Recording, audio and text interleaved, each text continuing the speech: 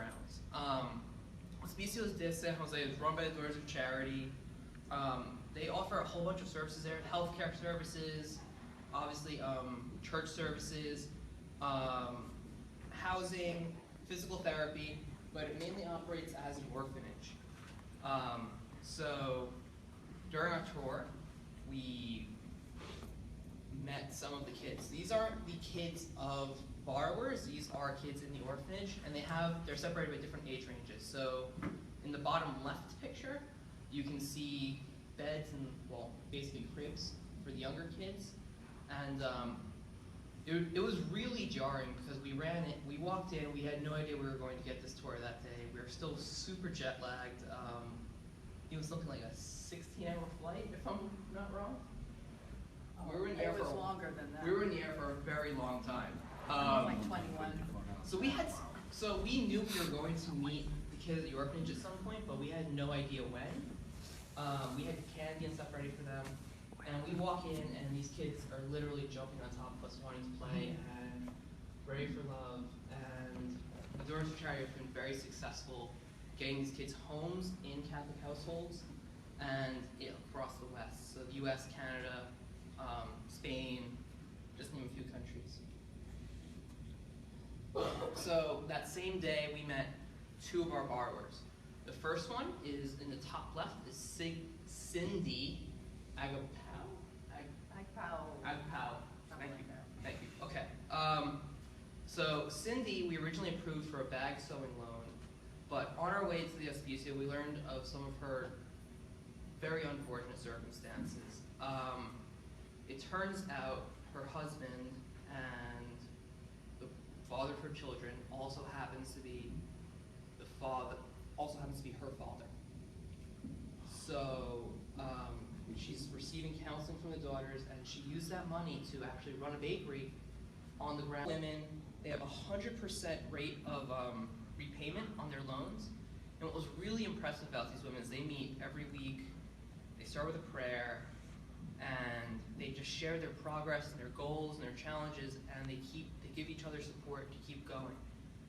And the reason why this picture is so funny is we were riding around with the director of the Southeast Asian region of the Philippines, of Habitat for Humanity's operation, which is headquartered in the Philippines and in Manila. He happens to be about a 6'2", like fair-haired white gentleman from Atlanta. Handsome, very handsome. And the woman on the left had a bit of a crush on him, and one of the women whose business is a dressmaking business, she works making dresses. So that's a dress made by one of the borrowers with a microloan, and she was modeling the dress for him because the other woman was too shy to do it. She grabbed it out of She was really eager. She was very excited to model this dress for this man.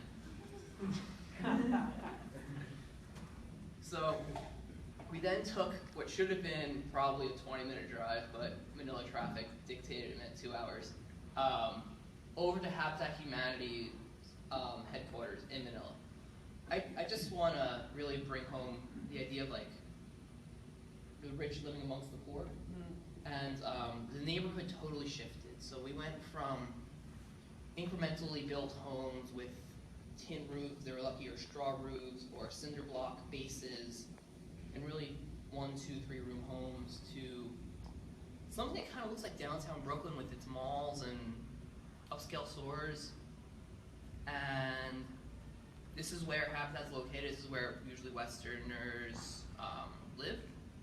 And so we went to the headquarters, where we learned really what I took most from that meeting was the incremental housing and how Habitat for Humanity had this whole animation for us of the fact that homes aren't built very linearly. So generally homes start with, I forget the material for the walls, but it can be blown down and ruined very easily, and straw roofs. And sometimes you don't have the money to necessarily replace that whole straw roof with a tin roof or a steel roof. So Habitat for Humanity has infrastructure to work with that. They have the infrastructure to say, okay, maybe half of the roof, or maybe you want to use this material first before you get your aluminum roof. And it was impressive that they have this localized notion of how to work with people and how to combat poverty in their direct vicinity. The other very interesting thing about the Philippines is that, unlike the rest of Southeast Asia, they were telling us the poverty is very urban, whereas the rest of poverty in their region generally deals with rural poverty. Okay, so now we're going to start getting into even more borrowers. So we had a stretch in the middle of the trip where we had 4 flights in 3 days. We were still jet lagged. It was rough. So this was the first group of borrowers we met.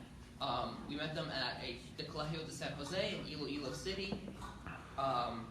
These borrowers are not from Iloilo City, however. They're from the island of Telotoan, which is near Concepcion. They had to wake up at 3 a.m. to see us. They took a boat, and then I don't even know. They had like some very convoluted travel plans.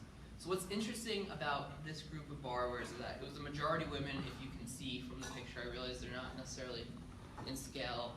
And they also mostly had loans for about $538 because they worked as cooperatives to build Sari Sari stores. Sari Sari is not a type of clothing. It means variety in Tagalog. So think of it as your everyday convenience store. So they formed cooperatives, so I think there were 6 or 7 of them, of about 3 women each. And what's really impressive is they were using the profits that they made from our loans and from their Sari Sari stores to then loan out to the rest of the village and the rest of their community. So I think Dr. Sam is going to highlight this a lot better than I can. I just want to say, because this was amazing to us, there was a lot of debate, for those of you who are on the steering committee then, about this loan. Like, what are these cooperatives? And, are they really responsible for the loans? And in fact, they are. But what they did on their own is they decided to take some of the money and give loans to another 20 people within their little cooperative community. And they understand that they are responsible for those people paying them back, so they can pay us back. And what we did for those, 20 or 20 some odd women is multiplied by, another 20 per person. I mean, we thought we were helping 20, we're helping hundreds. That was so impressive. And they put together this slide on the bottom right. All those slides were prepared by... They had a PowerPoint presentation, and they came with it. Each person got up from the community and described what they had done with the money. They did us before and after. It was just amazing. So at some point, I really want to share all this with the entire steering committee, but just blew my mind. It was extremely moving seeing these women that they also gave us gifts of beads, which I forgot today, of course. But they were extremely grateful for what we've done for their entire community, and they've now become leaders in their community, and they're helping out the entire village essentially, all because we gave them a chance.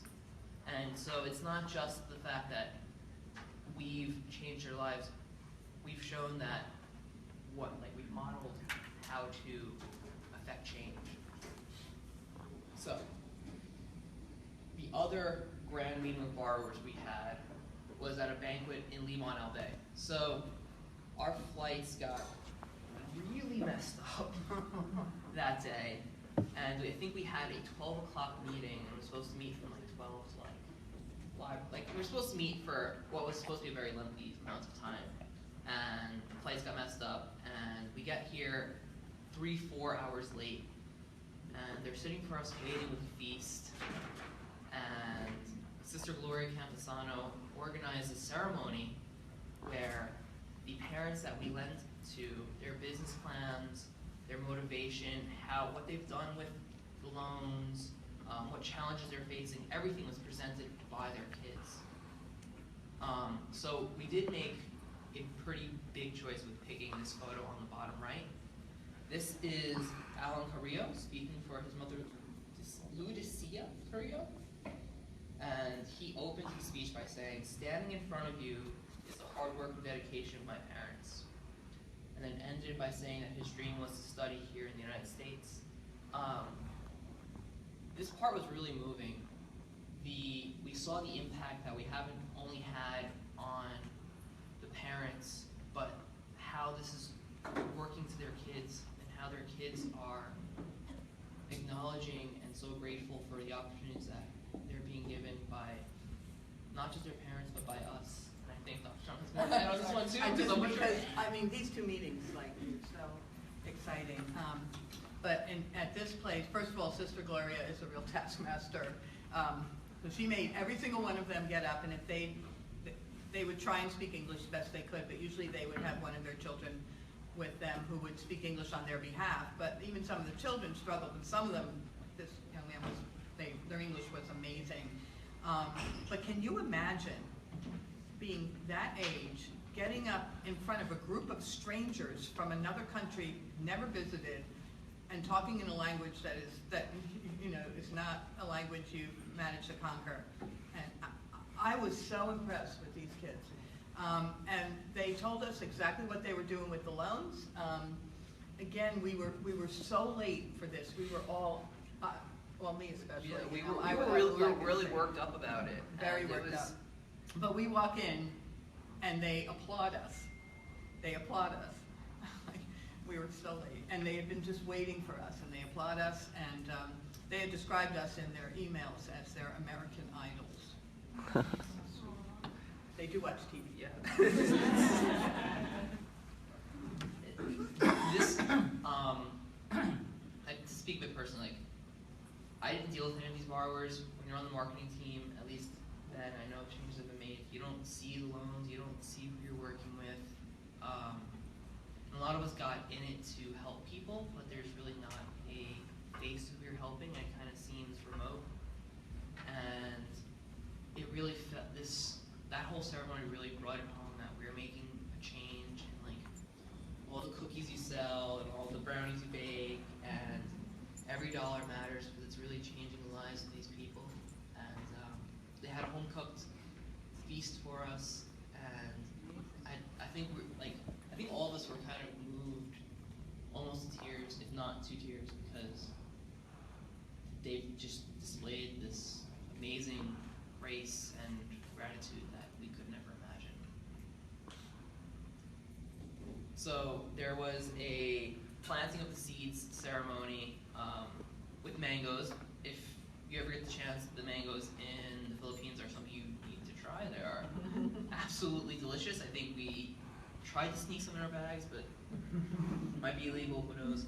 And the physical seeds were representative of the seeds that we've planted in their communities, with their parents, in their children, and seeds that will continue to grow as we give them more life. So this was while we were still there, we visited the Kagasawa ruins at the Mayan hotel. Basically, the Kagasawa ruins were a volcanic eruption that wiped out an entire village, including a church. And the very meaningful thing about the church is that people were told to go into the church for refuge, and the entire church got buried, with the exception of the clock tower, which is still standing. There was a joke about whether you can see the tip of the volcano or not, but what's that? Dr. Sama wants to. It was a joke about virginity, as I recall. Yes, it was. And the interesting thing it was the daughter that was telling the joke, and she was hysterical over it. She thought it was the funniest thing, and we're all a little embarrassed.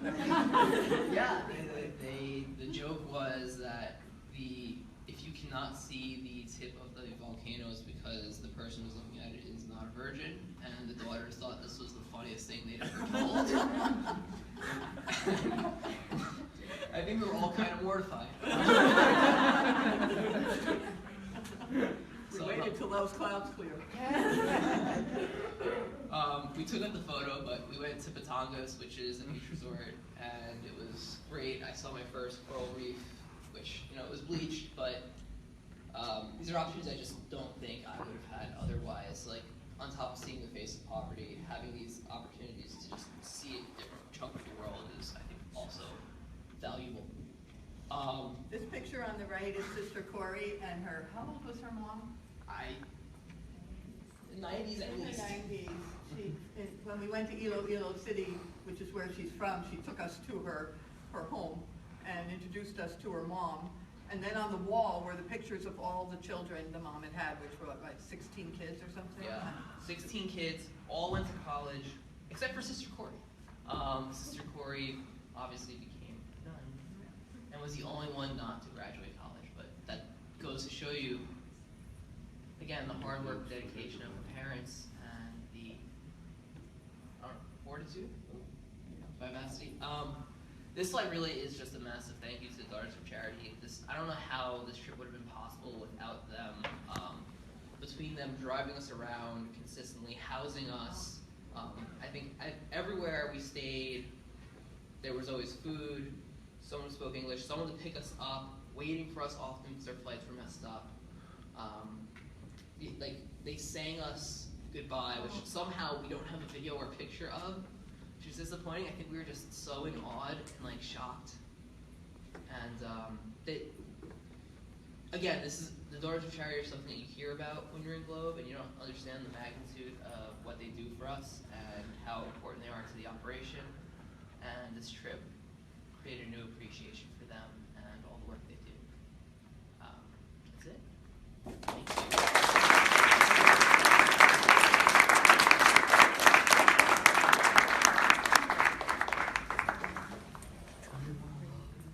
So, Alina was on that trip, our grad assistant, and she's watching us. So thank you, Evan. She's watching us stream this. That's so great. Thank you for watching.